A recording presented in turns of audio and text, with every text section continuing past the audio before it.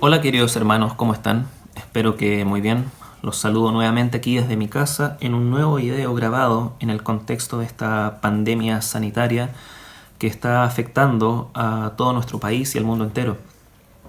Como ustedes podrán recordar, queridos hermanos, a propósito del video anterior a este, fue que comenzamos una suerte de miniserie espontánea surgida a propósito de las 3 disciplinas mencionadas en la parte conclusiva del último sermón que prediqué.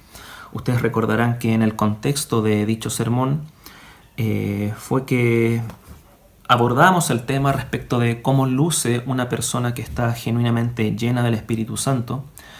Y al concluir dicho mensaje fue que mencionamos muy someramente 3 disciplinas que con la ayuda del Señor podrían también producir en nosotros dicha llenura. La primera de esas disciplinas, que fue también tratada en el contexto del video anterior, es la oración, siendo la segunda de esas disciplinas el tema que hoy nos convoca, esto es el evitar proveer para los deseos de la carne. Teniendo en la retina, hermanos, dicho tema, es que los invito con su lectura al libro de Romanos, y una vez que llegue al libro de Romanos, vaya con su lectura al capítulo 13, y una vez que llegue allí, busque el versículo 13 y el versículo 14.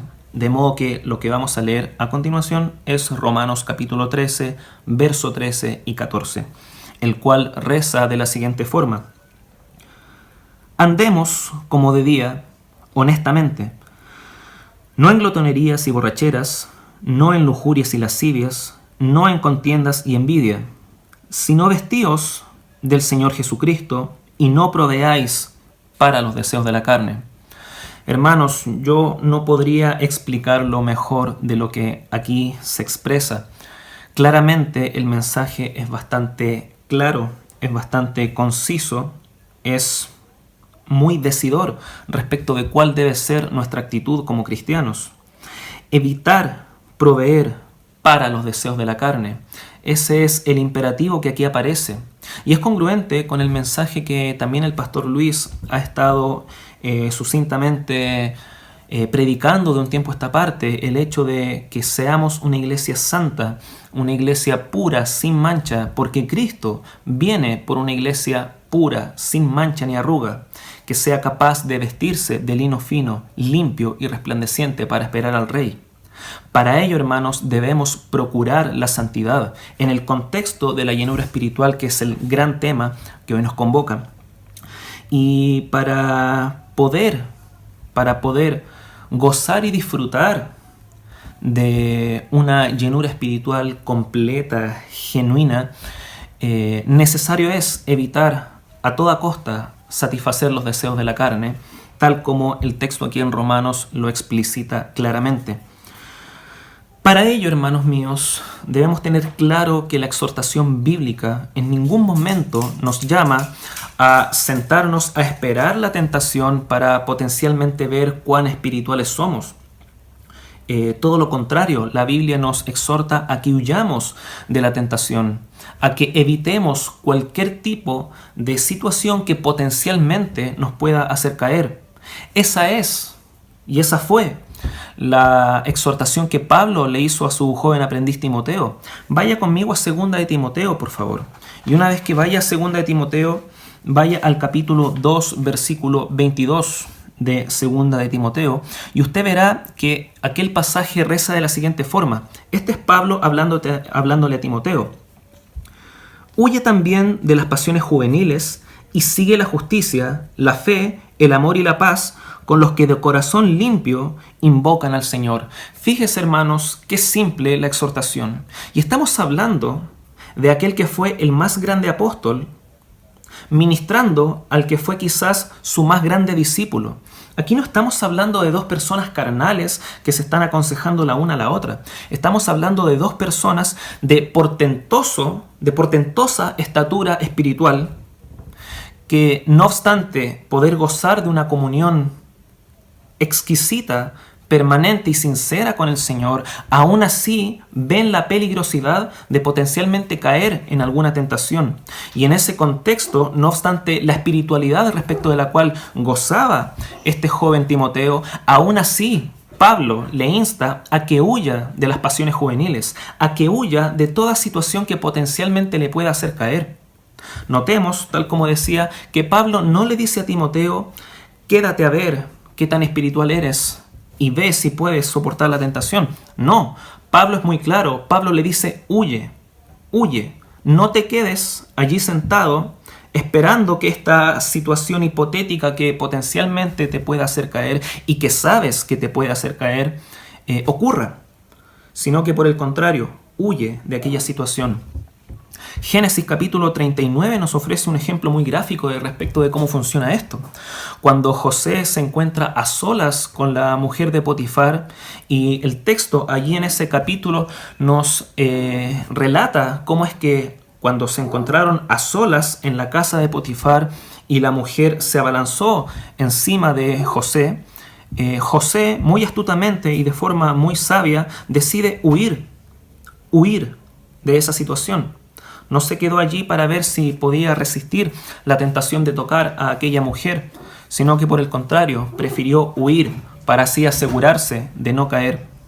Esa es precisamente la actitud que nosotros debemos tener, hermanos. Es precisamente la actitud que debemos tener.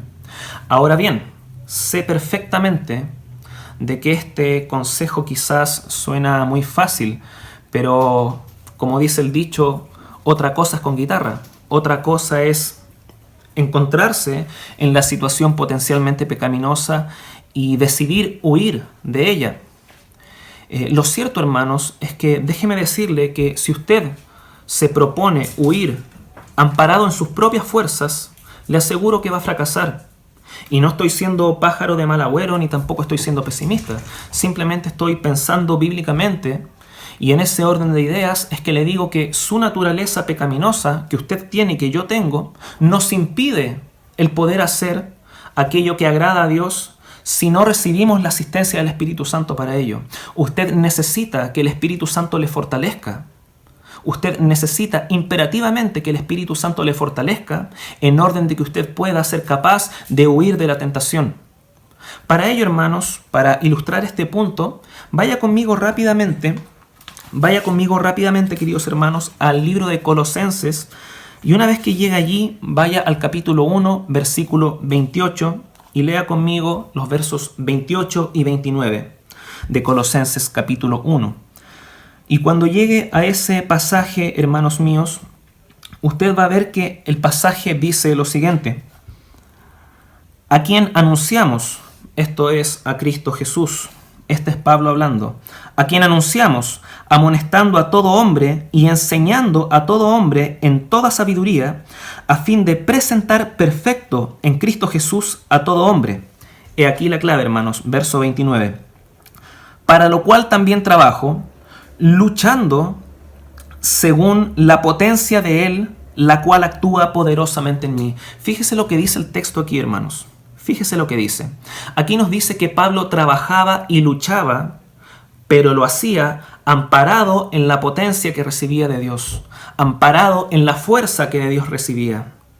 Allí, hermanos, se confluye en una sola acción tanto el esfuerzo humano como la asistencia divina para que ese esfuerzo rinda fruto. Toda vez que, tal como decía, si usted se ampara en su propia fuerza, de seguro va a caer. De seguro, eso délo por hecho. En cambio, si usted se esfuerza, pero amparado en la fortaleza que Dios le va a proveer, entonces usted tiene garantizado el éxito. Si usted genuinamente le pide al Señor que lo ampare con esa fuerza, con esa misma fuerza que Pablo decía que actuaba poderosamente en él.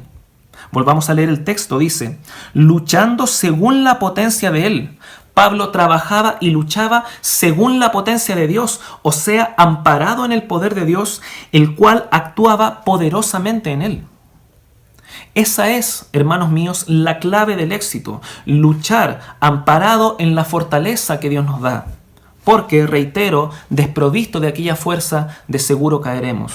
De modo que lo que tenemos que hacer es procurar huir de la tentación, pero hacerlo amparado en la fuerza que Dios nos dé. O sea, necesitamos reiteradamente, diariamente, orar al Señor para que nos provea de su fuerza para nosotros ser capaces de poder huir de la tentación. Oremos diariamente. Aquí se confluye de la mano tanto el mensaje anterior como este de ahora.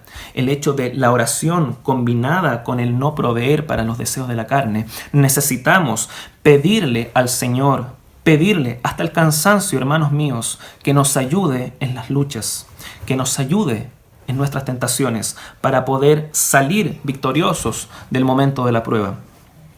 Ahora, hermanos, hay una esperanza, existe una esperanza de que en algún momento la lucha se va a acabar. En la medida en que usted se asemeje más y más a nuestro Señor Jesucristo, entonces menos va a ser para usted la tentación que hasta este punto quizás resulta su talón de Aquiles. Vaya conmigo para que usted entienda este punto, queridos hermanos, a 2 de Corintios. Y una vez que llegue a 2 de Corintios, vaya conmigo al capítulo 3 y una vez allí busque el versículo 18 de 2 de Corintios capítulo 3. Y cuando llegue allí, hermanos míos, usted verá que se lee lo que sigue. Este pasaje es muy conocido, hermanos. Mire, lea conmigo.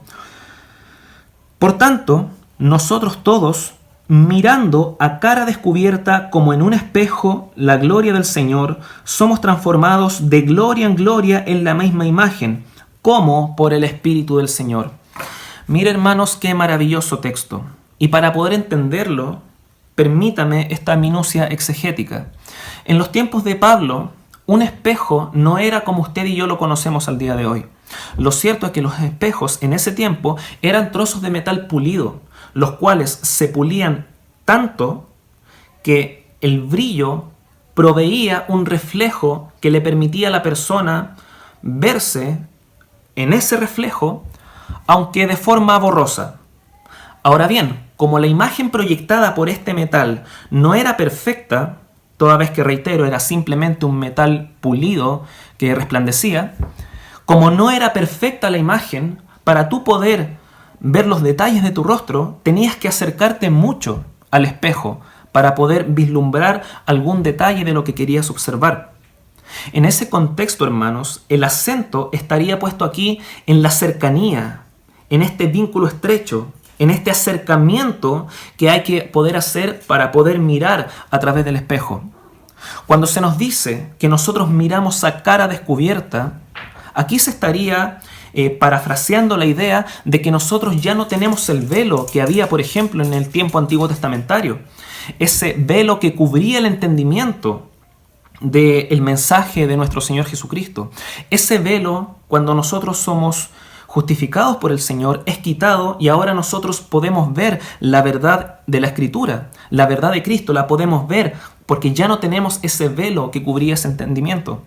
Y ahora, mirando a cara descubierta, o sea, sin ese velo que nos impedía entender la belleza del Evangelio, nos acercamos mediante un desarrollo de intimidad con el Señor, intimidad que se traduce en oración, en ayuno, en lectura sistemática y meticulosa de su palabra.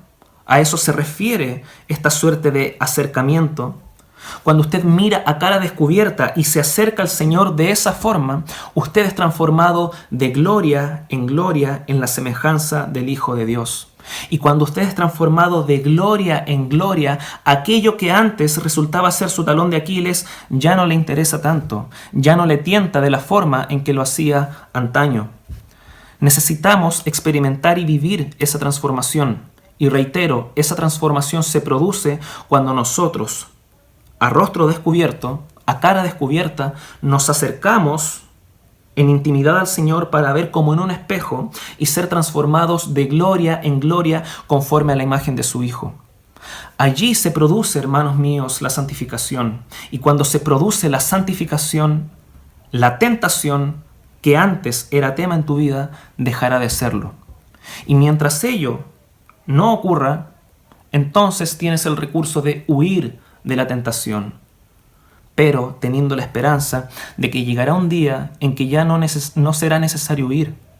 En última instancia, cuando venga nuestra muerte y posterior resurrección, donde seamos purgados de nuestra naturaleza pecaminosa.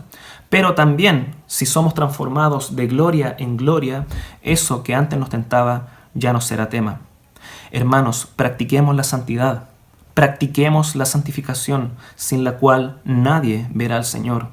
Necesitamos ser una iglesia limpia, sin mancha ni arruga. Hermanos míos, practique la santificación, tómese en serio su cristianismo,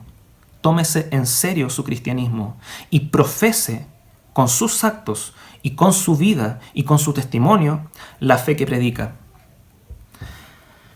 Espero que este video, queridos hermanos, sea de bendición y edificación para ustedes, tanto como lo es para mí.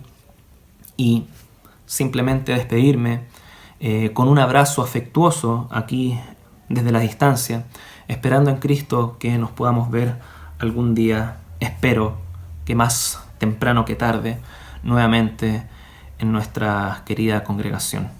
Un saludo afectuoso aquí desde mi casa. Bendiciones, queridos hermanos.